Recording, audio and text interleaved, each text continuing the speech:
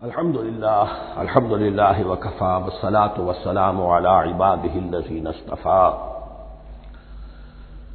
خصوصا على افضلهم وخاتم النبیین محمد الامین وعلى آلہ وصحبہ اجمعین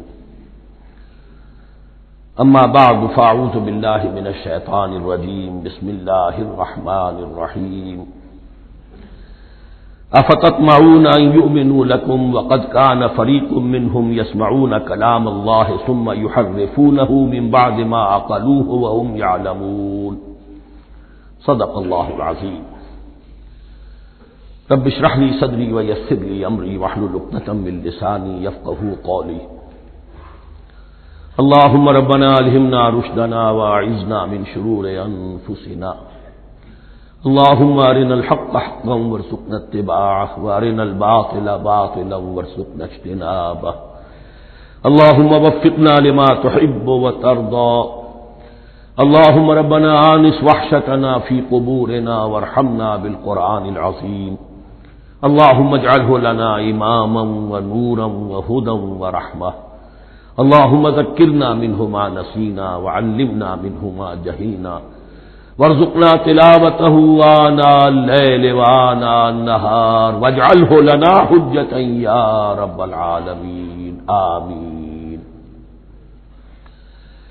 اب تک ہم نے سورہ بقرہ کے 8 رکوع اور اس پر مستضاد صرف 3 آیات کا مطالعہ کیا ہے۔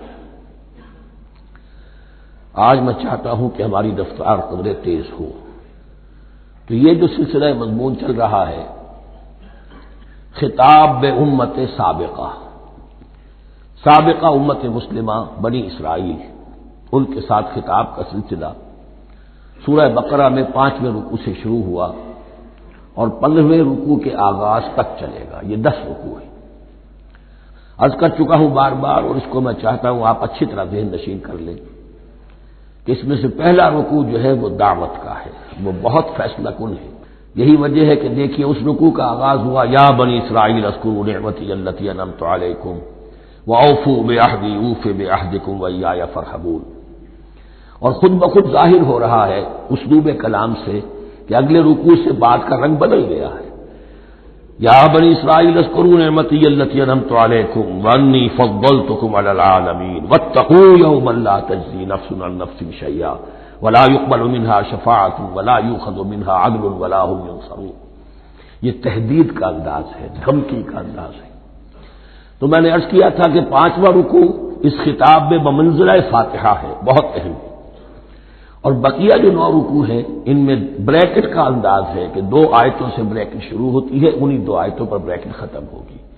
یہ ملامت کا خطاب ہے اور ان کے خلاف ایک مفصل فرض قرارداد جرم جو ہے وائد کی گئی ہے، جس کے نتیجے میں وہ اس منصب سے معزول کر دیے گئے جس پر 2000 برس سے فائز تھے، اور ان کی جگہ پر اب امت محمد، نئی امت مسلمہ علی صاحب الصلاۃ والسلام، اب اس کا نصب، اس کی انسٹالیشن اور اس کی انسٹالیشن سیریمنی کے طور پر تحویل قبلہ کا معاملہ۔ یہ ربط کلام اگر سامنے نہ رہے تو انسان کھو جاتا ہے قرآن مجید کی طویل صورتوں کو پڑھتے ہوئے کہ بات کہاں سے چلی تھی، کدھر جا رہی ہے، کیا ربط ہے، کیا تعلق ہے، سیاق کلام کیا ہے۔ اس کو میں اس لیے بار بار، حالانکہ مجھے معلوم ہے کہ وقت کم ہے لیکن میں اس چیز کو زیادہ اہمیت دے رہا ہوں۔ اب ان 9 رکوعوں کے مضامین میں کچھ تو واقعات ہیں، تم نے یہ کیا، تم نے یہ کیا، تم نے یہ کیا۔ ظاہر بات ہے ترجمہ تو کرنا ہوگا، کچھ مختصر وضاحت بھی کرنی ہوگی، لیکن ان کے تفصیل میں جانے کی ضرورت نہیں ہے۔ لیکن آپ نے دیکھا کہ کچھ واقعات کے بعد پھر کچھ ایسے یونیورسل ٹروتھس بیان ہوئے ہیں، ایسے عظیم حقائق کہ جو ابدی حقائق ہیں، ان کا کسی وقت سے، کسی قوم سے، کسی خاص گروہ سے تعلق نہیں، وہ تو اصول ہیں، سنت اللہ ہم انہیں کہہ سکتے ہیں، یہ اللہ کے جو عام قوانین ہیں، قواعد ہیں اس کائنات میں۔ ایک تو قوانین ہے طبعیہ، فزیکل لاز، ایک مورل لاز ہے کہ جو اس دنیا میں اللہ تعالیٰ کی طرف سے کار فرما ہے۔ تو جہاں وہ مورل لاز آتے ہیں جنہیں آپ کہا کرتے تھے جب بچپن میں کہانی پڑھی اور کہانی کے بعد لکھا اس کا مورل لیسن کیا ہے، اس کہانی سے سبق کیا حاصل ہوا، تو تھوڑے تھوڑے وقفے کے بعد وہ آیات آتی ہیں کہ جو اس گویا کہ اس سلسلہ کلام کے اندر یہ انتہائی اہمیت کی حامل ہے، اس لیے کہ وہ یونیورسل اہمیت کی حامل ہے، اور ان میں در حقیقت ایک رہنمائی پوشیدہ ہے موجودہ امت مسلمہ کے لیے۔ مثلا جتنا حصہ ہم اب تک پڑھ چکے ہیں ان میں سے پہلے تو وہ آیت یاد کیجئے، وَضُرِبَتْ عَلَيْهِمُ الذِّلَّةُ وَالْمَسْكَنَةُ وَبَاءُوا بِغَضَبٍ مِّنَ اللَّهِ۔ معلوم ہوا کہ ایسا ہو سکتا ہے کہ ایک امت مسلمان ہو، اس پر اللہ کے بڑے فضل ہوئے ہوں، بڑا اکرام ہوا ہو، بہت انعام ہوا ہو، پھر وہ اپنی بے عملی یا بد عملی کے باعث اللہ تعالی کے غضب کی مستحق ہو جائے اور ذلت اور مسکنت اس پر تھوپ دی جائے۔ یہ ایک یونیورسل ٹروتھ وہاں سے نکل آیا کہ ہمیں سوچنا ہوگا، یہ ایک لمحہ فکریہ ہے امت مسلمہ کیا کہ کیا ہم تو کہیں آج اس پوزیشن میں نہیں ہیں۔ حدیث میں آپ کو سنا چکا ہوں، لَيَأْتِيَنَّ عَلَىٰ أُمَّتِي مَا أَتَىٰ عَلَىٰ بَنِي إِسْرَائِيلَ حَسْبَ النَّعْلِ بِالنَّعْلِ۔ دوسرا اسی طرح کا یونیورسل ٹروتھ والا مقام تھا آخری جو ہم نے کل پڑھا ہے، ثُمَّ قَسَتْ قُلُوبُكُمْ وَهِيَ كَالْحِجَارَةِ أَوْ أَشَدُّ قَسْوَةً۔ کسی مسلمان امت کا یہ حال بھی ہو سکتا ہے کہ ان کے دل اتنے سخت ہو جائیں کہ سختی میں پتھروں کو اور چٹانوں کو مار دے جائے۔ یہ بھی ایک کیفیت ہے جو سامنے آئی، حالانکہ قوم وہ ہے انی فضلتکم علی العالمین، از کجا تاب کجا، لیکن یہ حقیقت بھی ہمارے سامنے آئی کہ یہ چیزیں جو ہیں اپنی جگہ پر امکانات میں سے ہیں۔ البتہ یہاں ایک بات میں عرض کر دوں کہ اس قساوت قلبی میں پوری امت برابر مسلط جو ہے مبتلا نہیں ہوا کرتی، اس میں امت کے جو قائدین ہوتے ہیں اور امت مسلمہ کے قائدین اس کے علماء ہوتے ہیں، سب سے زیادہ شدت کے ساتھ یہ خرابی ان میں آتی ہے، اس لیے کہ باقی لوگ تو پیروکار ہیں، پیچھے چلتے ہیں، وہ اعتماد کرتے ہیں کہ یہ ہے اللہ کی کتاب کے پڑھنے والے، یہ ہے تورات کے حامل، یہ جانتے ہیں، وہ ان کے پیچھے پیچھے چل رہے ہوتے ہیں۔ لیکن جو لوگ جان بوجھ کر اللہ کی کتاب میں تحریف کر رہے ہوں، انہیں تو پتا ہے ہم کیا کر رہے ہیں۔ جو لوگ جان بوجھ کر حق کو پہچان کر اس کا انکار کر رہے ہیں، انہیں تو پتا ہے کہ ہم کیا کر رہے ہیں۔ در حقیقت یہ سزا ان پر آتی ہے۔ یہ بات اب ان آیات میں جو آج ہم پڑھنے چلے ہیں بہت زیادہ واضح ہو جائے گی انشاءاللہ۔ فرمایا افتطمعون ان یؤمنوا لکم، تو اے مسلمانوں کیا تم یہ توقع رکھتے ہو کہ یہ ایمان لے آئیں گے تم پر، تمہاری بات مان لیں گے؟ ظاہر بات ہے مسلمانوں کو توقع تھی کہ مشرکین مکہ تو بہت دور تھے دین سے، توحید سے دور، رسالت کا کوئی تصور ہی نہیں، کتاب کوئی ان کے پاس تھی ہی نہیں۔ یہ تو یہود ہیں اور ان کے پاس تو کتاب رہی ہے، یہ موسیٰ کے ماننے والے ہیں، یہ توحید کے علم بردار ہیں، یہ آخرت کا بھی اقرار کرتے ہیں، تو انہوں کو جھٹپٹ مان لینا چاہیے۔ تو جو مسلمانوں کے دل میں، عام مسلمانوں کے دل میں جو حسن ظن تھا، اب در حقیقت یہ اس کو ایڈریس کیا جا رہا ہے، افتطمعون ان یؤمنوا لکم، تمہیں بڑی طمع ہے، کوشش ہے، تمہاری خواہش ہے، آرزو ہے، تمنا ہے، توقع ہے کہ یہ بات مان لے گے تمہاری۔ وَقَدْ كَانَ فَرِيقٌ مِّنْهُمْ يَسْمَعُونَ كَلَامَ اللَّهِ ثُمَّ يُحَرِّفُونَهُ مِن بَعْدِ مَا عَقَلُوهُ وَهُمْ يَعْلَمُونَ، جبکہ حال یہ ہے کہ ان میں سے ایک جماعت، ایک گروہ وہ بھی ہے کہ جو اللہ کے کلام کو سن کر پھر اس میں تحریف کرتا رہا ہے، اس کے بعد کہ اس کو سمجھ لیتا تھا اور اچھے جان بوجھ کر تحریف کرتا تھا۔ اب ظاہر بات وہ گروہ کون ہوں گے؟ علماء ہی تو ہے نا، عام آدمی تو تحریف نہیں کر سکتا تھا، تحریف کرنے والے تو علماء تھے۔ افتؤمنون ان یؤمنوا لکم وقد کان فریق منهم یسمعون کلام اللہ ثم یحرفونہ من بعد ما عقلوہ وهم یعلمون واذا لقوا الذین آمنوا قالوا آمنا۔ اب دیکھیے ایک بات بڑی عجیب سامنے آئے گی کہ جس طرح منافقین مسلمانوں میں تھے ایسے ہی منافقین یہود میں بھی تھے۔ یہود میں سے کچھ لوگ ایسے تھے کہ جن پر حق جب منکشف ہو گیا اور کچھ ان کی صالح فطرت بھی تھی، اب وہ آنا چاہتے تھے اسلام کی طرف، لیکن اپنے خاندان کو، گھر والوں کو، اپنے کاروبار کو، اپنے قبیلے کو چھوڑنا بھی ممکن نہیں تھا، اور قبیلوں کی سرداری جو ہے وہ ان کے علماء یہود کے پاس ہے۔ تو دل ان کے کچھ صاف ساتھ آ چکے تھے اہل ایمان کے، اور جب وہ اہل ایمان سے ملتے تھے تو کبھی کبھی باتیں بھی بتا کہ ہاں یہ بات جو محمد کہہ رہے یہ تورات میں لکھی ہوئی تھی، واقعی یہ بات یوں ہی تھی۔ اب اس کے بعد جب وہ جاتے تھے اپنے شیاطین کے پاس، وہی شیاطین ان کے علماء، ان کے بڑے سرکردہ لوگ، تو وہ جا کر انہیں ڈانٹ ڈپٹ کرتے تھے، بے وقوفو یہ کیا کر رہے ہیں تم، یہ بات بتا رہے انہیں تاکہ اللہ کے ہاں جا کر وہ تم پر حجت قائم کرے کہ انہیں پتا تھا اور پھر بھی انہوں نے نہیں مانا۔ اب یہ ان کا آپس کا مکالمہ ہو رہا ہے۔ وَإِذَا لَقُوا الَّذِينَ آمَنُوا قَالُوا آمَنَّا، اور ان میں سے کچھ لوگ ہیں کہ جب ملتے ہیں اہل ایمان سے تو وہ کہتے ہیں ہم ایمان لے آئے. وَإِذَا خَلَا بَعْضُهُمْ إِلَىٰ بَعْضٍ، اور جب وہ خلوت میں ہوتے ہیں ایک دوسرے کے ساتھ، قالوا وہ کہتے ہیں اتحدثونہم، کیا تم بتا رہے ہو ان کو، بما فتح اللہ علیکم، وہ باتیں جو اللہ نے کھولی ہیں تم پر، لیحاجوکم بہ عند ربکم، کہ وہ تم پر حجت قائم کرے تمہارے رب کے پاس، کہ اللہ اس نے مانا تھا کہ ہاں تورات میں یہ ہے، تو تم ذرا عقل سے کام لو، یہ حقیقتیں جو تورات کے ذریعے سے ہمیں معلوم ہے مسلمانوں کو مت بتاؤ. اس پر اللہ کا تبصرہ کیا ہے، افلا تعقلون، یہ تو ابھی انہی کا قول ختم ہوا کہ کیا تم عقل نہیں ہے کہ تم ایسا بیوقوفی کا کام کر رہے ہو. اولا یعلمون، یہ تبصرہ اللہ کا ہے، تو کیا یہ لوگ نہیں جانتے ان اللہ یعلم ما یسرون وما یعلنون، کہ اللہ تو جانتا ہے وہ سب کچھ بھی جو وہ چھپاتے ہیں اور وہ سب کچھ بھی جسے وہ ظاہر کرتے ہیں. تو چاہے یہ باتیں مسلمانوں کو بتاؤ نہ بتاؤ، اللہ کی طرف سے جو محاسبہ ہو ہی جانا ہے، لہذا یہ بھی ان کی ناسمجھی کی دلیل ہے. اب آ رہی ہے وہ اصل اہم بات جو میں نے آج ابتدا میں بیان کر دی تھی، وَمِنْهُمْ أُمِّيُّونَ، ان میں سے بھی ایک طبقہ تو ہے ان پڑھ لوگوں کا. اب دیکھیے امی اصل میں تو ایک طرح سے کہنا چاہیے کہ مشرکین عرب کے لیے لفظ ہے قرآن مجید میں. کیوں؟ ان کے اندر پڑھنے لکھنے کا رواج بھی نہیں تھا، کوئی آسمانی کتاب بھی ان کے پاس نہیں تھی. لیکن اب یہود کے بارے میں کہا جا رہا ہے، جیسے آج مسلمان ہیں کہ اکثر و بیشتر مسلمان تو جاہل ہیں، چاہے پی ایچ ڈی کیا ہوا، پی ایچ ڈی تو فزکس میں کیا ہوا ہے، قرآن کی الف بیتیں نہیں آتی، دین کے جو ہے مبادی تک سے ناواقف ہیں، بہت پڑھے لکھے، اس کو ہمارے بعض لوگ کہتے ہیں پڑھے لکھے جاہل. آج کی عظیم اکثریت مسلمانوں کے پڑھے لکھے مسلمانوں کی وہ پڑھے لکھے جاہلوں پر مشتمل ہے. اس میں شامل کر لیجئے ہماری اکثریت جو ہے ہی بغیر پڑھی لکھی.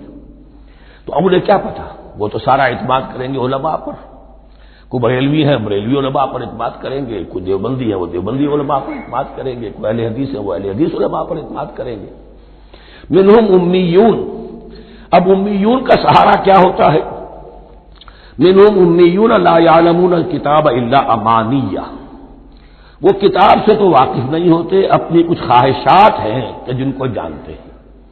یہ خواہشات بعد میں کھل جائے گا. یہ خواہشات کیا ہیں، ہم تو اسرائیلی ہیں، ہم تو اللہ کے محبوب ہیں، ہم تو امت محمد میں ہیں، ہماری تو شفاعت ہو ہی جائے گی. یہ امانی ہے، تلک امانیہم، اور ہمیں تو جہنم میں داخل کیا بھی تو تھوڑے سے عرصے کے لیے، ہمیں نکال لیا جائے گا. یہ امانی ہے. تو ان کے پاس تو یہ تو ان امانی، امنیہ کہتے ہیں خواہش، امانی اس کی جمع ہے. یہ اپنی خواہشات، انگریزی کا لفظ صحیح تعبیر کرے گا وشفل تھنکنگ، یہ اپنی اس وشفل تھنکنگ کے سہارے جی رہے ہیں، علم ان کے پاس ہے ہی نہیں. وَإِنْهُمْ إِلَّا يَظُنُّونَ، اور وہ نہیں کچھ کر رہے مگر ظن و تخمین، گمان ہے، ان کے اپنے من گھڑت خیالات ہیں.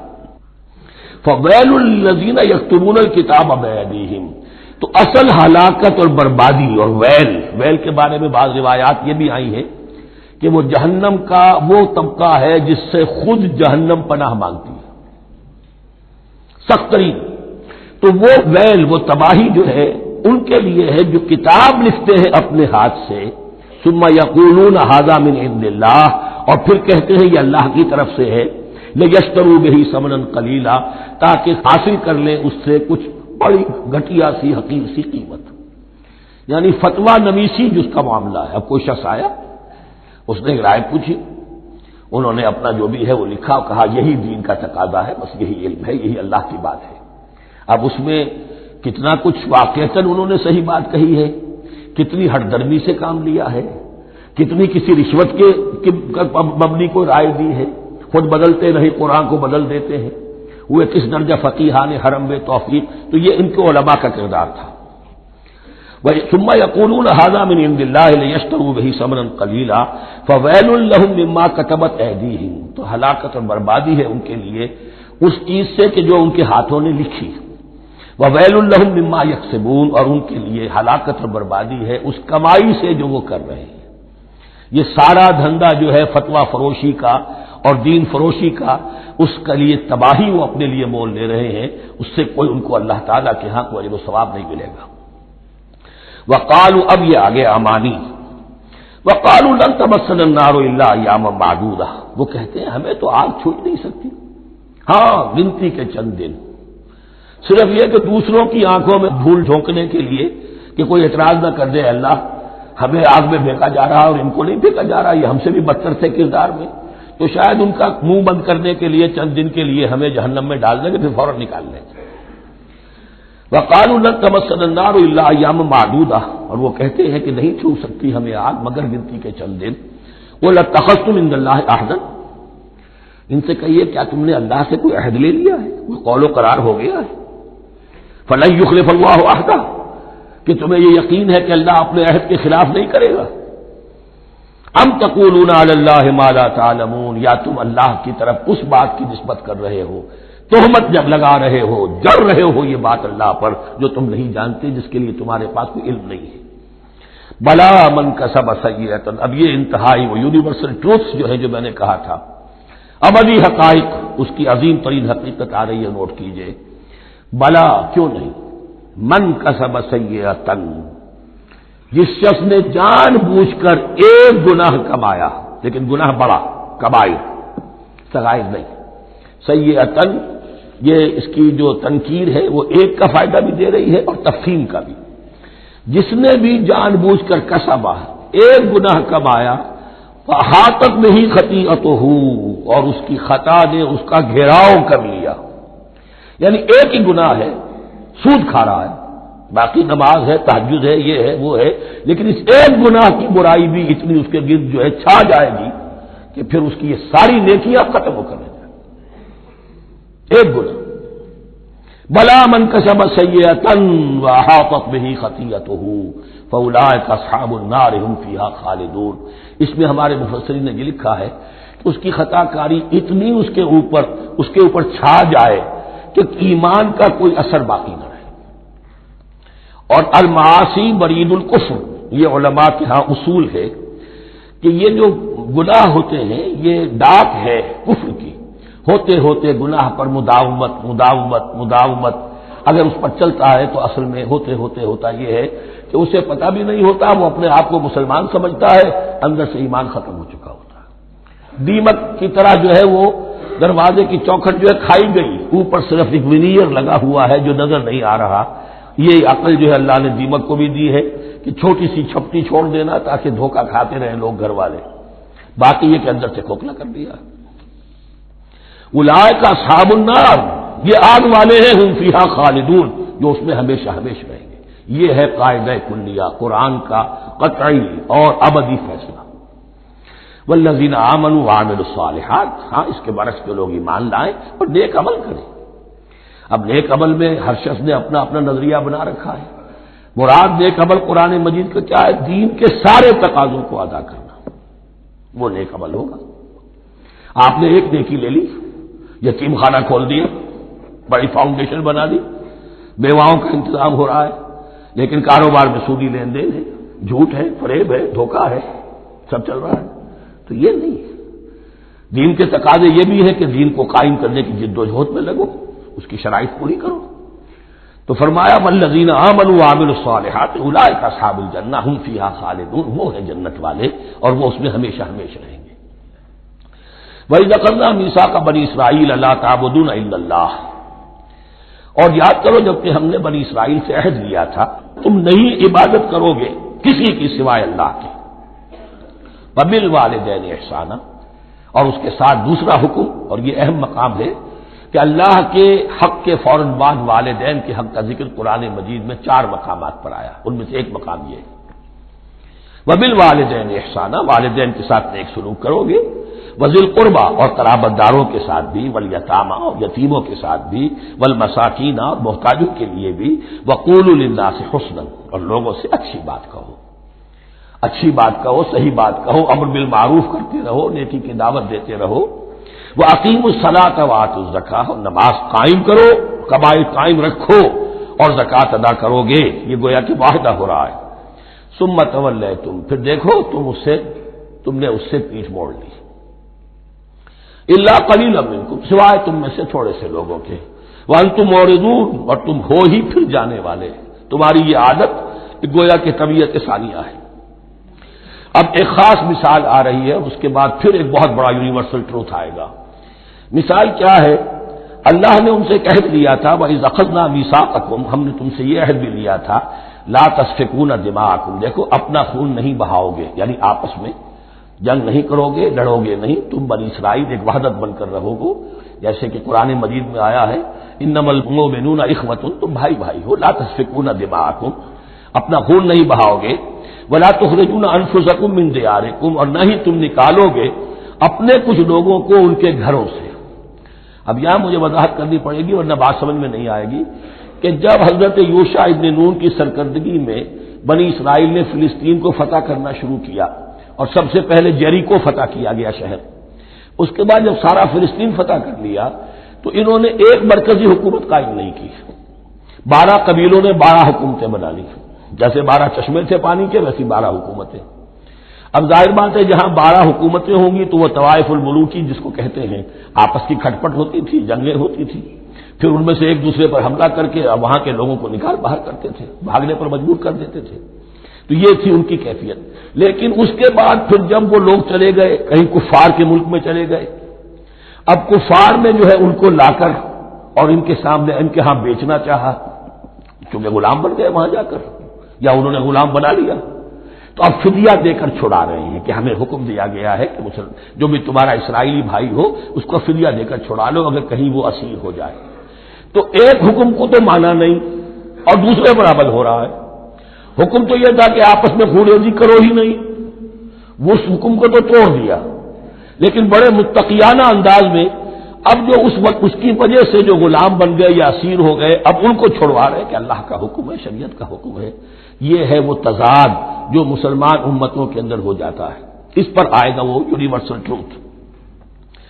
وَإِذْ أَخَذْنَا مِيثَاقَكُمْ لَا يَسْتَسْفِكُونَ دِمَاءَكُمْ، یاد کرو جب کہ ہم نے تم سے عہد لیا تھا کہ تم اپنا خون نہیں بہاؤ گے، وَلَا تُخْرِجُونَ أَنفُسَكُم مِّن دِيَارِكُمْ، اور نہ ہی تم اپنے آپ کو اپنے لوگوں کو ان کے گھروں سے نکالو گے، ثُمَّ أَقْرَرْتُمْ وَأَنتُمْ تَشْهَدُونَ، پھر تم نے اقرار کیا تھا، اس عہد کو اور قول و قرار کو مان لیا تھا پورے شعور کے ساتھ، تشہدون مانتے ہوئے، ثُمَّ أَنتُمْ هَؤُلَاءِ، پھر تم ہی ہو وہ تو تقتلون أنفسكم، اپنے ہی لوگوں کو قتل بھی کرتے ہو، وَتُخْرِجُونَ فَرِيقًا مِّنكُم مِّن دِيَارِهِمْ، اور اپنے ہی لوگوں میں سے کچھ لوگوں کو ان کے گھروں سے باہر نکالتے ہو، تظاہرون علیہم بالاسم والعدوان، ان پر چڑھائی کرتے ہو گناہ کے ساتھ بھی اور زیادتی کے ساتھ بھی، وَإِن یاتوکم اسارا، اور اگر وہ قیدی بن کر تمہارے پاس آتے ہیں تفادوہم، تو اب تم ان کا فدیہ دے کر انہیں چھڑاتے ہو، وَهُوَ مُحَرَّمٌ عَلَيْكُمْ إِخْرَاجُهُمْ، حالانکہ ان کا تو نکالنا ہی تم پر حرام کیا گیا تھا۔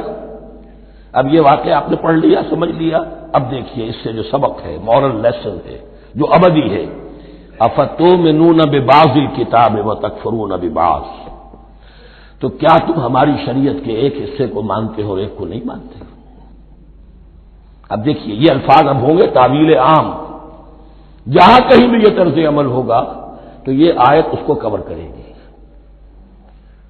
افتؤمنون ببعض الکتاب وتکفرون ببعض، تو کیا تم مانتے ہو ہماری کتاب کے ایک حصے کو اور ایک کو نہیں مانتے؟ فما جزاء من يفعل ذلك منکم، تو نہیں ہے کوئی سزا اس کی جو یہ حرکت کرے تم میں سے، الا خزي في الحیات الدنیا، سوائے اس کے کہ دنیا کی زندگی میں رسوائی ہو، ذلت ہو، ویوم القیامہ، اور قیامت کے دن یردون الی اشد العذاب، وہ لوٹا دیے جائے شدید ترین عذاب میں، وما اللہ بغافل عما تعملون، اور اللہ تعالی غافل نہیں ہے اس سے جو تم کر رہے ہو۔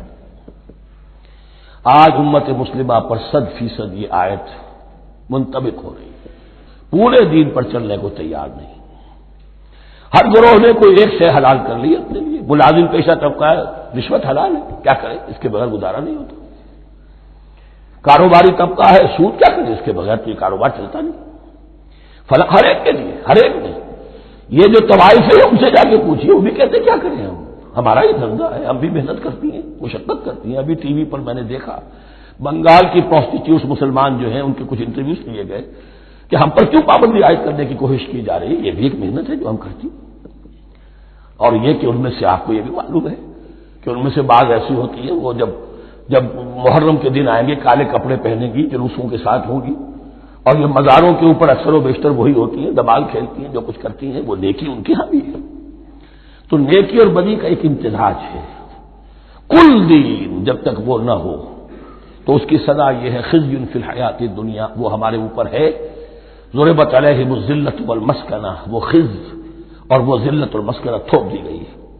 باقی رہ گیا قیامت کا معاملہ، فیوم القیامت یردون الی اشد العذاب، شدید ترین عذاب میں۔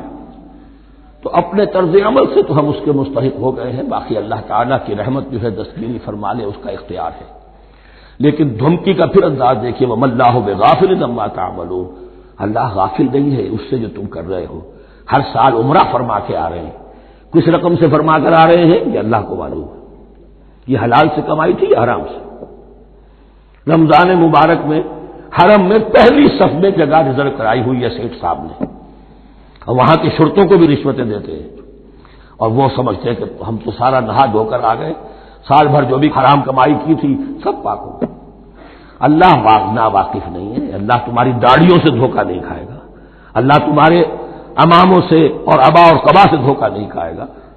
He knows you through and through, He sees you through and through. وَمَا اللَّهُ بِغَافِلٍ عَمَّا تَعْمَلُونَ أُولَٰئِكَ الَّذِينَ اشْتَرَوُا الْحَيَاةَ الدُّنْيَا بِالْآخِرَةِ، یہ وہ لوگ ہیں جنہوں نے دنیا کی زندگی اختیار کر لی ہے آخرت کو چھوڑ کر۔ فَلَا يُخَفَّفُ عَنْهُمُ الْعَذَابُ وَلَا هُمْ يُنصَرُونَ، تو اب ان کے لیے نہ تو ان سے عذاب میں تخفیف کی جائے گی اور نہ ان کی کوئی مدد کی جائے گی۔ وَلَقَدْ آتَيْنَا مُوسَى الْكِتَابَ وَقَفَّيْنَا مِن بَعْدِهِ بِالرُّسُلِ، اور ہم نے موسیٰ کو کتاب دی تورات، اور قفینا من بعدہ بالرسل، اور پھر اس کے بعد پے بپے لگاتار ہم رسول بھیجتے رہے۔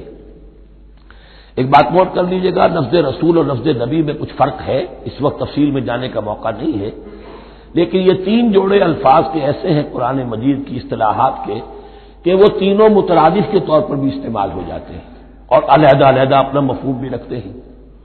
اور اس کا ایک اصول یہ علماء نے بنایا ہے کہ اذا اجتمع تفرقا وَإِذَا تَفَرَّقَا اجتمعا، ایک ہے ایمان اور اسلام، اب یہ بھی مسلم مومن ایک ہی شے ہے، لیکن یہ کہ ایک شے تو نہیں ہے، کچھ فرق بھی ہے۔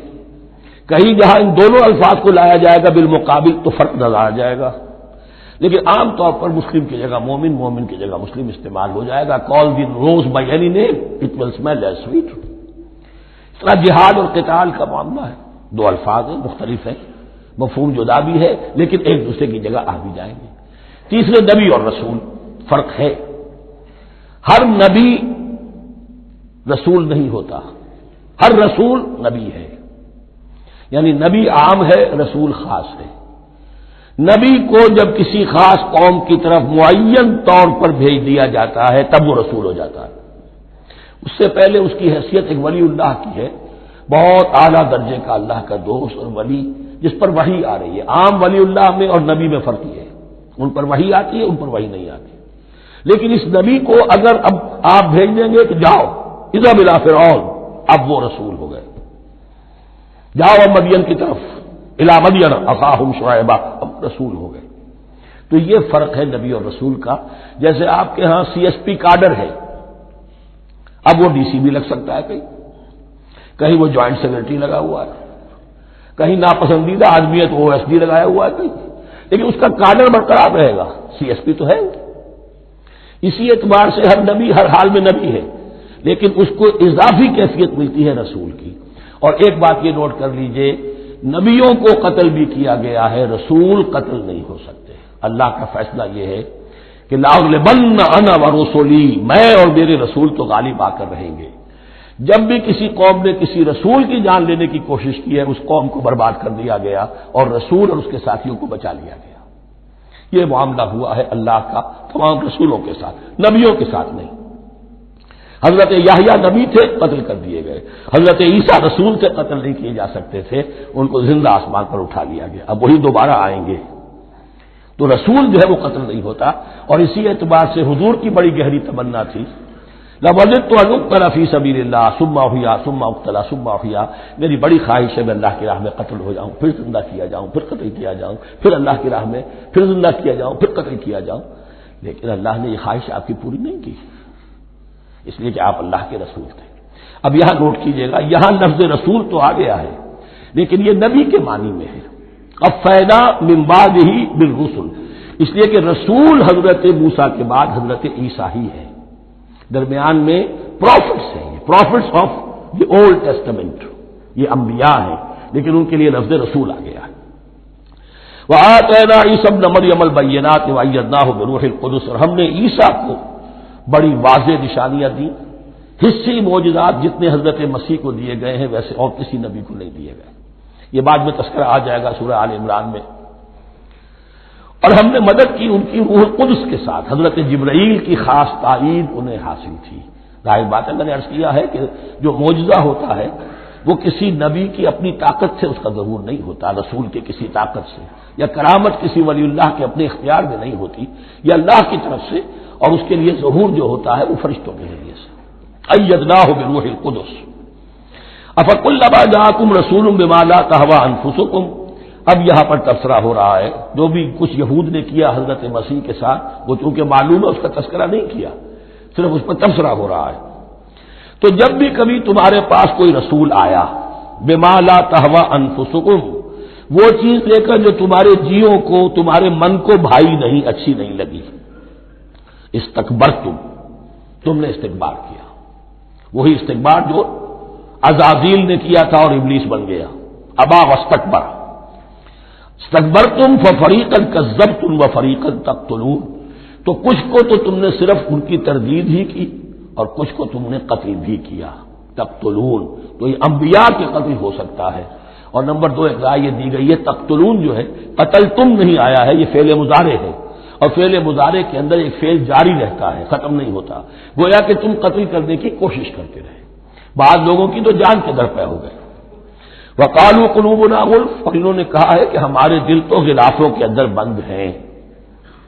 یہ اس کو ملائیے پہلی آیت جو آج ہم نے پڑھی ہے، افتطمعون ان یؤمنوا لکم، تو اے مسلمانوں کیا تم یہ توقع رکھتے ہو اور چاہتے ہو کہ یہ تمہاری بات مان لیں گے؟ ان کی اس خواہش کے جواب میں جو وہ کہتے تھے وہ یہ قول ہے، وقالوا قلوبنا غلف، ہمارے دل خلافوں میں ہے، میاں تمہاری بات ہم پر اثر نہیں کر سکتی، جاؤ کسی اور سے بات کرو۔ آج بھی آپ کو یہ الفاظ سننے کو مل جائیں گے، قلوبنا غلف، ہمارے دل تو غلافوں میں ہے، بڑے مضبوط ہیں، مستحکم ہیں، تمہاری بات اس میں گھر کر ہی نہیں سکتی۔ بل لعنہم اللہ بکفرہم، یہ ہے تبصرہ، جس کو یہ کہہ رہے ہیں کہ ہمارے دل محفوظ ہیں اور غلافوں میں ہیں، حقیقت میں تو ان پر لعنت ہو چکی ہے اللہ کی طرف سے ان کے کفر کی وجہ سے۔ فقلیلا ما یؤمنون، تو واقعتاً اب کم ہی ہوں گے ان میں سے جو ایمان لائیں گے۔ ولما جاءہم کتاب من اللہ مصدق لما معہم، اب یہاں پر ذکر ہو رہا ہے خود حضور صلی اللہ علیہ وسلم کا، اور جب آ گئی ان کے پاس کتاب اللہ کے پاس سے، یعنی یہ قرآن، مصدق لما معہم، جو اس کی تصدیق کرتے ہوئے آیا جو ان کے پاس ہے۔ میں اس کی وضاحت کر چکا ہوں، قرآن ایک طرف تصدیق کرتا ہے تورات اور انجیل کی، اور دوسری طرف وہ مصداق بن کر آیا ہے تورات اور انجیل کی پیشن گوئیوں کا۔ وَكَانُوا مِن قَبْلُ يَسْتَفْتِحُونَ عَلَى الَّذِينَ كَفَرُوا، اور ان کا حال یہ تھا کہ وہ آخری کتاب اور آخری نبی کے حوالے اور واسطے سے اللہ تعالیٰ سے فتح کی دعائیں کیا کرتے تھے کافروں کے خلاف۔ ہوتا کیا تھا کہ یہ 3 قبیلے مدینے میں آ گئے کہ جو یہودی تھے، بنو قینقاع، بنو نضیر اور بنو قریظہ، اسی میں وہاں رہتے تھے اوس اور خزرج جو یمن سے آئے تھے، اصل عربی قبائل تھے، پھر آس پاس کے قبائل بھی تھے، وہ سب کے سب امیین میں سے تھے، ان کے پاس نہ کوئی کتاب، نہ کوئی شریعت، نہ کسی نبوت سے آگاہ۔ اب ان کے آپس میں جب لڑائیاں ہوتی تھیں اور یہ مار کھاتے تھے، سرمایہ دار تھے، دولت والے تھے، عام طور پر بزدل تھے، لہذا جب بھی کبھی مقابلہ ہوتا تھا مار کھاتے تھے، تو وہاں یہ کہا کرتے تھے کہ ابھی تو تم ہمیں مار لیتے ہو، دبا لیتے ہو، نبی آخری زمان کی آنے کا وقت آ چکا ہے، وہ نئی کتاب لے کر آئیں گے، جب وہ آئیں گے ہم ان کے ساتھ ہو کر جب تم سے جنگ کریں گے تو تم ہمیں شکست نہیں دے سکو گے، ہمیں فتح حاصل ہوگی۔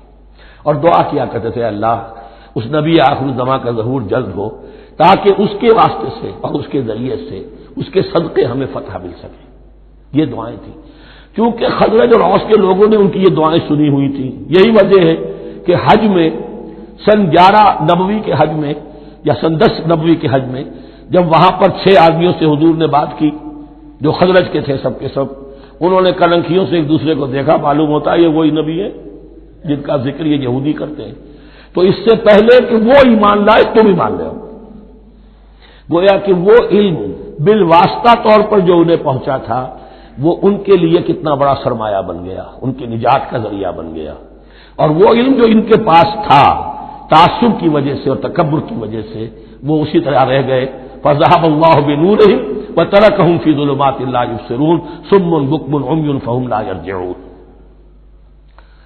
ولما جاءهم كتاب من عند الله مصدق لما معهم وكانوا من قبل يستفتحون على الذين كفروا فلما جاءهم ما عرفوا كفروا به، تو جب ان کے پاس آ گئے وہ چیز جسے انہوں نے پہچان لیا پھر انہوں نے کفر کیا۔ فلعنۃ اللہ علی الکافرین، تو اللہ کی لعنت ہے ایسے کافروں پر۔ بئس ما اشتروا به انفسهم ان يكفروا بما انزل الله بغيا ان ينزل الله من فضله على من يشاء من عباده، بہت بری شے ہے جس کے عوض کہ انہوں نے اپنی جانوں کو فروخت کر دیا، یعنی دنیا کا حقیر سا نفع، یہاں کی حقیر سی مسندیں، یہاں کا جو بھی چودراہٹیں ہیں، جو بھی ان کی حیثیت ہے، صرف اس کا قربانی دینے کو تیار نہیں، یہی تو سبب ہے، اس کی وجہ سے کفر کر رہے ہیں پہچان کر۔ تو بری ہے وہ شے جس کے لیے انہوں نے اپنے آپ کو بیچ دیا۔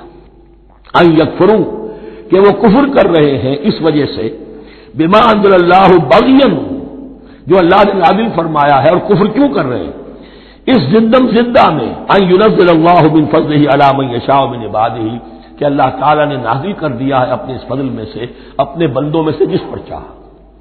وہ اس امید میں تھے کہ وہ اسرائیلی ہی ہوگا۔ جب 1400 برس تک نبوت ہمارے پاس رہی، اب فترت کا زمانہ ہے، 600 برس گزر گئے، اب آخری نبی آنا ہے، ان کو گمان یہ تھا وہ ہم میں سے ہی ہوگا۔ یہاں یہ ہوا کہ یہ رحمت اللہ کی اور یہ فضل جو ہے بنی اسماعیل پر ہو گیا۔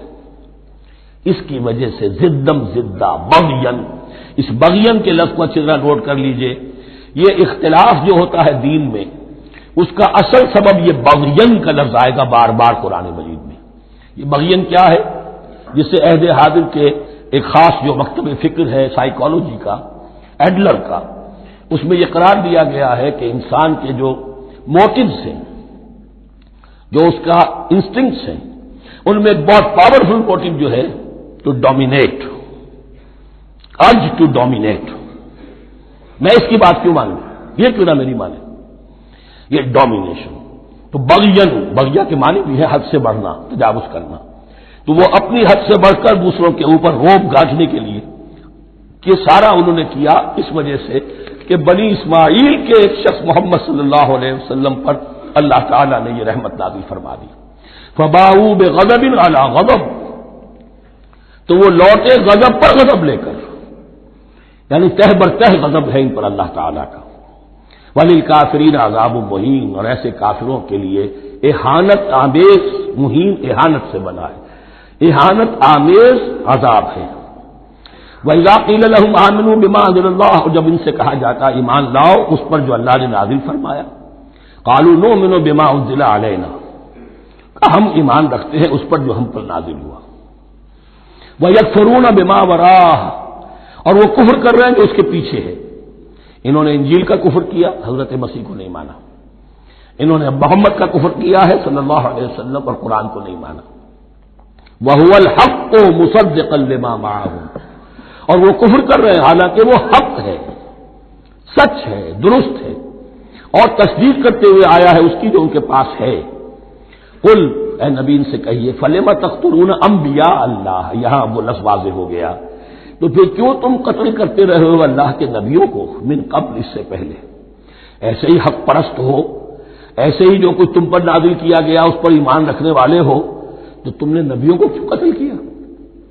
تم نے زکریا کو کیوں قتل کیا علیہ الصلوۃ والسلام؟ تم نے یحییٰ کو کیوں قتل کیا علیہ الصلوۃ والسلام؟ تمہارے تو ہاتھ جو ہے نبیوں کے خون سے آلودہ ہیں۔ فَلِمَ تَقْتُلُونَ أَنبِيَاءَ اللَّهِ مِن قَبْلِ إِن كُنتُم مُّؤْمِنِينَ، اگر واقعتاً تم ایمان والے ہو۔ وَلَقَدْ جَاءَكُم مُوسَىٰ بِالْبَيِّنَاتِ، تمہارے پاس موسیٰ آئے تھے کھلی تعلیمات لے کر، واضح معجزے لے کر۔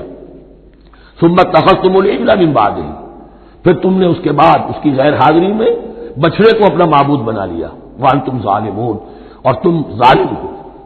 وَإِذْ أَخَذْنَا مِيثَاقَكُمْ وَرَفَعْنَا فَوْقَكُمُ الطُّورَ، یاد کرو جب کہ ہم نے تم سے عہد لیا تھا اور تمہارے اوپر کوہ طور کو معلق کر دیا تھا۔ خُذُوا مَا آتَيْنَاكُمْ بِقُوَّةٍ، پکڑو اس کو مضبوطی کے ساتھ جو ہم نے تمہیں دیا ہے۔ وَاسْمَعُوا، اور سنو۔ قَالُوا سَمِعْنَا وَعَصَيْنَا، انہوں نے کہا ہم نے سنا اور نافرمانی کی۔ یہ ان کی ایک اور بیماری تھی، الفاظ کو ذرا سا چکر دے کر ایسے پڑھنا کہ مفہوم جو ہے بالکل بدل جائے۔ کوئی اعتراض کرے تو کہے گا کوئی شخص کہ اپنے کانوں کا جا کے میل نکلوائیے، میں نے تو اطعنا کہا تھا، آپ کو آسینا سننے میں آ گیا۔ لیکن وہ اپنے لوگ جو ہوتے تھے ان کے منافقوں کے، اور آپس میں جو ہوتے تھے وہی منافق اس وقت حضرت موسیٰ کے ساتھ کردار تو ایک ہی رہا ہمیشہ سے۔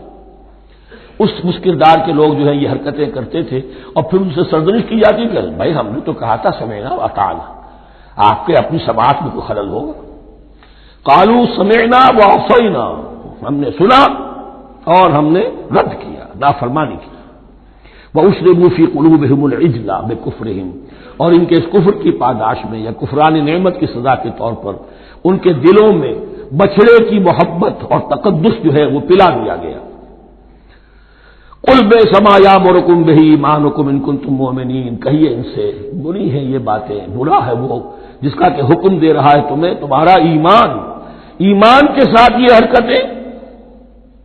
ان کنتم مومنین، اگر تم مومن ہو تو کیا ایمان کے ساتھ یہ حرکتیں ممکن ہوتی ہیں؟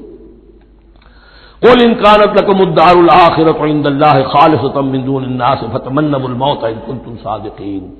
پھر یہ ایک یونیورسل ٹروتھ آ رہا ہے، بہت اہم، اس کو کرتے ہوئے خود انٹروسپیکشن کی ضرورت ہے پڑھتے ہوئے، کیونکہ ان کا یہ خیال تھا نحن ابناء اللہ واحباؤہ، ہم تو اللہ کے بڑے چہیتے ہیں، بڑے لاڈلے ہیں، اولیاء ہیں، ہم پسندیدہ لوگ ہیں، we are the chosen people of the Lord, یہ ان کا کہنا جو ہے یہ تو ان کی بڑی کھلی بات ہے۔ اور ان کا کہنا ہے کہ آخرت کا گھر تو ہمارے لیے ہے ہی ہے، اٹھا لو۔ اب دیکھیے لٹمس ٹیسٹ ان کے سامنے رکھا جا رہا ہے، لیکن یہ لٹمس ٹیسٹ میرے اور آپ کے لیے بھی ہے۔ قل ان كانت لكم الدار الآخرة عند الله خالصة من دون الناس، اے نبی ان سے کہیے کہ اگر تمہارے لیے آخرت کا گھر اللہ کے پاس خالص کر لیا گیا ہے دوسرے لوگوں کو چھوڑ کر، یعنی تمہاری ریزرویشن ہو چکی ہے وہاں، تمہارے لیے تو جنت ہی جنت ہے، فتمنوا الموت ان کنتم صادقین، تو اگر تم سچے ہو تو تمہیں موت کی تمنا کرنی چاہیے، موت کی تمنا کرو۔ اگر اتنا ہی یقین ہے جنت میں داخل ہونے کا تو دنیا میں رہنا تم پر گراں ہونا چاہیے۔ یہاں کی تو بہت سی کلفتیں ہیں، بہت سی محنتیں ہیں، مشقتیں ہیں، کتنی کوفت اٹھانی پڑ جاتی ہے۔ یقین اگر ہو کہ آخرت ہے اور وہاں میرا مقام جنت میں ہے تو زندگی تو لائبلٹی معلوم ہونی چاہیے، ایسٹ معلوم نہیں ہونا چاہیے۔ پھر تو دنیا سجن نظر آنی چاہیے، جیسا کہ حدیث میں فرمایا گیا الدنیا سجن المومن و جنت الکافر، یعنی کم سے کم یہ کہ دنیا میں زیادہ رہنے کی آرزو تو نہ ہو، یہ کم سے کم ہے۔ آخرت پر ایمان، اور اگر اپنا معاملہ اللہ کے ساتھ خلوص پر ہے، دھوکے بازی پہ نہیں ہے، بل الانسان علی نفسہ بصیرہ، ہر انسان کو معلوم ہے میں کہاں کھڑا ہوں، آپ کا دل آپ کو بتا دے گا آپ اللہ کے ساتھ دھوکے بازی کر رہے ہیں یا آپ کا معاملہ اللہ کے ساتھ خلوص و اخلاص پر مبنی ہے۔ اگر یقین ہے کہ خلوص و اخلاص پر ہے تو پھر تو یہ ہے کہ زندگی ایسٹ نہیں لائبلٹی، اور دنیا باغ نہیں قید خانہ نظر آنا چاہیے، اور اس میں انسان رہتا ہے ایک مجبوراً اللہ نے بھیجا ہے رہنا ہے، جو اس کی طرف سے ذمہ داریاں عائد کی گئی ہیں وہ ادا کرنی ہے، لیکن یہاں رہنے کی خواہش یہ اگر ہے تو یا تو آخرت پر ایمان نہیں یا اپنا اللہ کے ساتھ معاملہ خلوص اور اخلاص پر مبنی نہیں۔ دس از دی لٹمس ٹیسٹ۔ فتمنوا الموت ان کنتم صادقین ولن یتمنوه ابدا، اور یہ ہرگز نہیں کریں گے تمنا اس کی موت کی، بما قدمت ایدیہم، بسبب ان کرتوتوں کے جو ان کے ہاتھوں نے آگے بھیجے ہوئے ہیں۔ ہر شخص کو معلوم ہے میں نے کیا کمائی کی ہے، کیا بھیجی ہے۔ واللہ علیم بالظالمین، اور اللہ ان ظالموں سے بخوبی واقف ہے۔ وَلَتَجِدَنَّهُمْ أَحْرَصَ النَّاسِ عَلَىٰ حَيَاةٍ، اور تم انہیں دیکھو گے اس دنیا کی زندگی پر تمام انسانوں سے بڑھ کر حریص وَمِنَ الَّذِينَ أَشْرَكُوا، یہاں تک کہ مشرکوں سے زیادہ حریص ہے۔ اور یہ بات صحیح ہے، اہل ایمان کے ساتھ مقابلہ مشرکین نے کیا، کھل کر میدان میں آ کر کیا، ڈٹ کر کیا، اپنی جانیں اپنے باطل معبودوں کے لیے قربان کی۔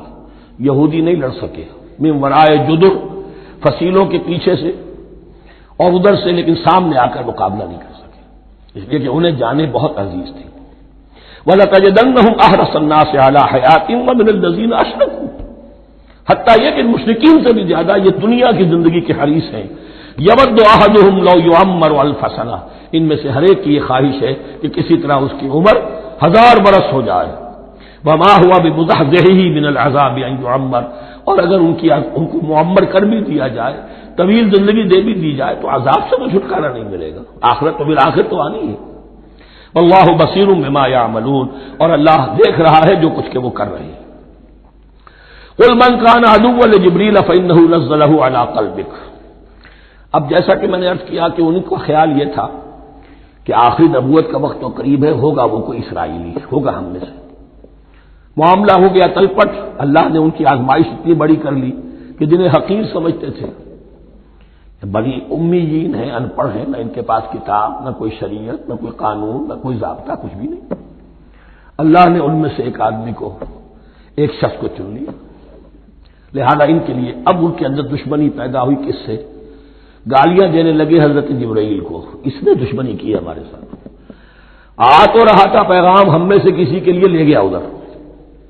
اور یہ بات آپ کو شاید بڑی عجیب لگے، لیکن یہ کہ شیخ احمد سرہندی رحمۃ اللہ علیہ نے اپنے مکاتیب میں یہ لکھا ہے کہ اہل تشیع کا ایک فرقہ ایسا بھی رہا ہے، میں نہیں جانتا کہ آج بھی ہے یا نہیں ہے، جس کو غرابیہ کہتے تھے، غرابیہ۔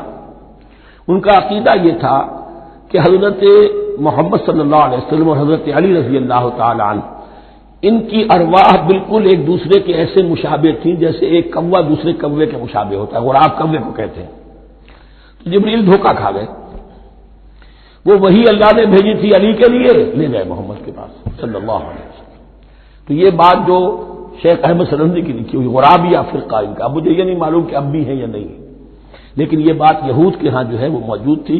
اور بات جان لیجئے، لَيَأْتِيَنَّ عَلَىٰ أُمَّتِي مَا أَتَىٰ عَلَىٰ بَنِي إِسْرَائِيلَ حَزْوَ النَّعْلِ بِالنَّعْلِ، اس کی حقیقت اور سے اور منکشف ہوتی چلی جائے گی۔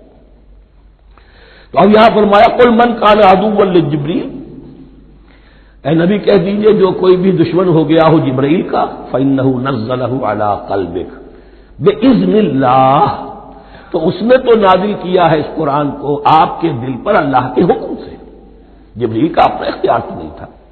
مصدقا لما بین یدیہ، اور یہ تصدیق کرتے ہوئے آیا ہے اس کی جو اس کے سامنے موجود ہے، وہدی وبشریٰ للمؤمنین، اور بشارت ہے اہل ایمان کے لیے۔ اور اس کے بعد اب فرمایا جا رہا ہے کہ اللہ اور اس کے رسول اور اس کے ملائکہ یہ ایک آرگینک ہول ہیں، یہ ایک جماعت ہے، ان میں کوئی رکھنا نہیں ہو سکتا، ان میں کوئی اختلاف نہیں ہو سکتا۔ اگر کوئی جبریل کا دشمن ہے تو وہ اللہ کا دشمن ہے، اگر کوئی اللہ کے سچے رسول کا دشمن ہے تو وہ اللہ کا دشمن ہے، جبریل کا بھی دشمن ہے۔ من کان عدوا للہ وملائکتہ ورسلہ وجبریل ومیکال فإن اللہ عدو للکافرین، تو کان کھول کر سن لو، جو کوئی بھی دشمن ہے اللہ کا اور اس کے فرشتوں کا اور اس کے رسولوں کا اور جبرائیل کا اور میکائیل کا، تو اللہ تعالیٰ کی طرف سے بھی اعلان ہے کہ اللہ ایسے کافروں کا دشمن ہے۔ وَلَقَدْ أَنزَلْنَا إِلَيْكَ آيَاتٍ بَيِّنَاتٍ، اور اے نبی ہم نے آپ کی طرف نازل کر دی ہے روشن آیات۔ وَمَا يَكْفُرُ بِهَا إِلَّا الْفَاسِقُونَ، اور انکار نہیں کرتے ان کا مگر وہی کہ جو سرکش ہے۔ وَمَا يُضِلُّ بِهِ إِلَّا الْفَاسِقِينَ، تیسرے رکوع میں جو سورہ بقرہ کے الفاظ آئے تھے۔ أَوَكُلَّمَا عَاهَدُوا عَهْدًا نَبَذَهُ فَرِيقٌ مِّنْهُمْ، تو جب بھی کبھی انہوں نے کوئی عہد کیا، اللہ سے میثاق کیا، اللہ کے رسولوں سے کوئی عہد کیا، نبذہ فریق منہم، ان میں سے ایک گروہ نے اس معاہدے کو پھینک دیا اٹھا کر۔ بل اکثرہم لا یؤمنون، بلکہ ان کی اکثریت جو ہے ایمان سے خالی ہے، جیسا کہ حال آج امت مسلمہ کا ہے۔ مسلمان ہیں، ایمان حقیقی، ایمان قلبی، یقین والا ایمان وہ کتنوں کو حاصل ہے؟ ڈھونڈ اب ان کو چراغ رخ زیبا لے کر۔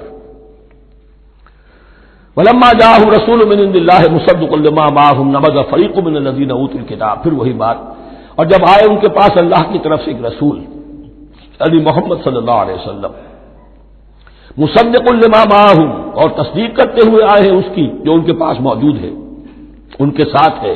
نبذ فریق من الذین اوتوا الکتاب کتاب اللہ وراء ظہورہم، ان کی ایک گروہ، ان کی ایک جماعت نے اللہ کی کتاب کو اپنی پیٹھوں کے پیچھے پھینک دیا، کأنہم لا یعلمون، گویا کہ وہ جانتے ہی نہیں، انجانے سے وہ کر رہے تھے کہ ہمیں کچھ پتہ نہیں۔ ان کے عوام پوچھتے ہوں گے کیا یہ وہی نبی ہے جن کا ذکر نہیں، کیا بولے، کوئی یقین سے نہیں کہہ سکتے، کچھ نہیں، ابھی دیکھیں گے، تیل دیکھو، تیل کی دھار دیکھو، کأنہم لا یعلمون، جیسے انہیں علم نہیں۔ واتبعوا ما تتلو الشیاطین علی ملک سلیمان، اب ایک اور حقیقت نوٹ کیجئے، جب کسی مسلمان امت میں دین کی اصل حقیقت، اصل تعلیمات سے بہت پیدا ہوتا ہے تو رجحان کدھر ہو جاتا ہے؟ جادو، ٹونا، ٹوٹکا، تعویذ، عملیات، قرآن کی عملیات۔ قرآن اترا تھا کسی اور کے لیے، کام کے لیے، یہ اس کو ذریعہ بناتے ہیں دشمن کو زیر کرنے کے لیے۔ محبوب آپ کے قدموں میں آ کر گرے گا، عمل قرآنی ہے، اتنے 100 روپے کا آپ دی جائیے تو مل جائے گا۔ یہ دندے ہمارے ابھی چل رہے ہیں، خوب چلتے ہیں، اور میں سمجھتا ہوں کہ سب سے زیادہ فلرشنگ کاروبار جو ہے وہ اس طرح کا ہے۔ ہنگ لگے نہ پھٹکڑی، نہ آپ کو کوئی اس میں محنت کرنے کی ضرورت ہے، نہ اس کے اندر آپ کو انویسٹ کرنے کی ضرورت ہے، اور کاروبار چلتا۔ تو وہاں بھی کیا ہوا، واتبعوا، جب دین کی اصل حقیقت کو دور پھینک دیا، انہوں نے پیروی کی اس کی ما تتلو الشیاطین علی ملک سلیمان، جو شیاطین جن جو تھے، علی ملک سلیمان سے مراد ہے علی عہد ملک سلیمان، حضرت سلیمان کے زمانے میں چونکہ اللہ تعالی نے ان جنات کو حضرت سلیمان کے تابع کر دیا تھا، تو وہاں پر چونکہ ان کا جو ہے کوئی میل جول زیادہ تھا لوگوں کے ساتھ، تو وہ انہیں کچھ اس قسم کی چیزیں سکھاتے رہتے تھے، گویا کہ اندر سے تخریب کاری۔ واتبعوا ما تتلو الشیاطین علی ملک سلیمان وما کفر سلیمان ولکن الشیاطین کفروا، اور سن لو، سلیمان نے کبھی کفر نہیں کیا، بلکہ یہ شیاطین تھے کہ جو کفر کرتے تھے۔ جادو کفر ہے، لیکن آپ کو نقش سلیمانی آج تک بھی لفظ ملے گا، نقش سلیمانی۔ آج بھی مسلمان بھی ان چیزوں کو حضرت سلیمان کی طرف منسوب کر رہے ہیں، وہ ظلم اب بھی جاری ہے۔ وما کفر سلیمان ولکن الشیاطین کفروا یعلمون الناس السحر، وہ لوگوں کو جادو سکھاتے تھے۔ وما انزل علی الملکین ببابل ہاروت و ماروت، اور جو کچھ نازل کیا گیا 2 فرشتوں پر، ہاروت اور ماروت پر، بابل میں۔ بابل یہ ہے پرانا عراق، بیبلونیا۔ نبوکدنضر بھی بیبلونیا کا بادشاہ تھا، نمرود بھی بیبلونیا کا بادشاہ تھا۔ عراق کے بادشاہوں کا لقب ہی تھا نمرود، نواردہ اس کی جمع ہے۔ تو حضرت سلیمان کی حکومت جب تھی تو وہاں پر یہ لوگ جنات جو ہیں وہ اس قسم کی تخریب کاری کر رہے تھے، تو اللہ تعالیٰ نے آخری آزمائش کے لیے 2 فرشتوں کو زمین پر اتارا، اور وہ انسانی شکل میں لوگوں کو جادو سکھاتے تھے، بتاتے بھی جاتے تھے دیکھو جادو کفر ہے، ہم سے مت سیکھو، لیکن اس کے باوجود لوگ سیکھتے تھے، تو گویا کہ ان پر اتمام حجت ہو گیا کہ اب ان کے اندر خباثت جو ہے پوری طریقے سے گھر کر چکی ہے۔ وما یعلمان من احد، اور وہ نہیں سکھاتے تھے کسی کو بھی، حتی یقولا انما نحن فتنۃ فلا تکفر، یہاں تک کہ وہ کہہ دیتے تھے کہ دیکھو ہم تمہاری آزمائش کے لیے بھیجے گئے ہیں، ہم فتنہ ہیں، تو تم کفر مت کرو۔ فیتعلمون منہما ما یفرقون به بین المرء وزوجہ، تو وہ سیکھتے تھے ان دونوں سے وہ شے کہ جس کے ذریعے سے تفریق کر سکے ایک شخص اور اس کی بیوی کے درمیان، تفرقہ ڈالنا گھروں کے اندر، فساد۔ اب بھی یہ عورتوں کے اندر یہ کام بڑی تیزی کے ساتھ چلتے ہیں، تعویذ اور دھاگے اور کیا کوئی گنڈے چلتے ہیں۔ وما هم بضارین بہ من احد، اور نہیں تھے وہ ضرر پہنچانے والے کسی کو کچھ بھی الا باذن اللہ۔ ایمان کا تقاضا یہ ہے کہ چاہے کوئی دوا ہو وہ بھی باذن رب کام کرے گی، ورنہ نہیں۔ کوئی اور اسباب طبیعیہ ہے، ان کے بھی اثرات ظاہر ہوں گے اگر اللہ چاہے گا، اس کے بغیر کچھ نہیں ہو سکتا۔ جادو کا بھی اثر ہوگا تو اللہ کے اذن سے ہوگا، تو بندہ مومن کو ڈٹے رہنا چاہیے اور مقابلہ کرنا چاہیے۔ وما هم بضارین بہ من احد الا باذن اللہ ویتعلمون ما یضرهم ولا ينفعهم، اور وہ سیکھتے تھے ان سے وہ چیزیں جو ان کے لیے مضرت بخش تھی، ضرر پہنچانے والی، اور انہیں نفع نہیں پہنچاتی تھی۔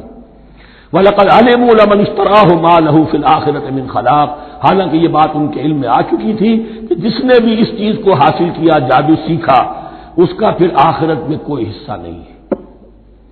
وَلَبِئْسَ مَا شَرَوْا بِهِ أَنفُسَهُمْ، اور بری تھی وہ چیز جس کے لیے انہوں نے اپنے آپ کو فروخت کر دیا، لَوْ كَانُوا يَعْلَمُونَ، کاش کہ انہیں علم ہوتا۔ وَلَوْ أَنَّهُمْ آمَنُوا وَاتَّقَوْا، اور اگر وہ ایمان رکھتے اور تقوی کی روش اختیار کرتے، لَمَثُوبَةٌ مِّنْ عِندِ اللَّهِ خَيْرٌ، تو بدلہ پاتے اللہ کی طرف سے بہت ہی اچھا، بہت خیر۔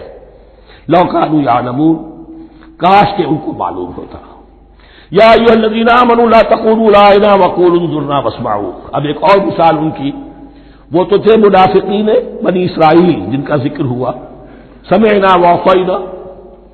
اب یہاں یہ منافقین جو یہاں پر مسلمانوں میں شامل ہو گئے تھے، یہود کے زیر اثر لوگ، اور آ گئے ہیں مسلمانوں میں بھی، اب ان کا معاملہ کیا تھا؟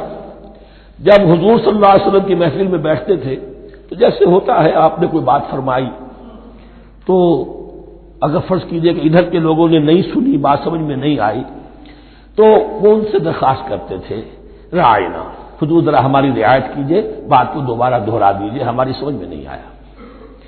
اب اس کا وہ کیا کرتے تھے یہودی یا یہ ان کے یہودیوں کے زیر اثر منافقین؟ رعاینا، اے ہمارے چرواہے، گویا کہ دل میں خوش ہو رہے ہیں، خباثت نفس اس کو غذا مل رہی ہے، ہم نے تو رعاینا کہہ دیا۔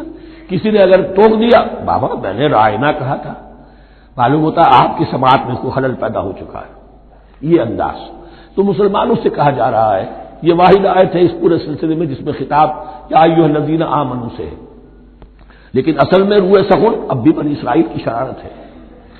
یا ایھا الذین آمنوا لا تقولوا راعنا وقولوا انظرنا واسمعوا، دیکھو تم اس لفظ کو چھوڑ دو، اے اہل ایمان تم مت کہا کرو راعنا، تم کہا کرو انظرنا، اے نبی ہماری طرف توجہ فرمائیے یا ہمیں مہلت دیجیے۔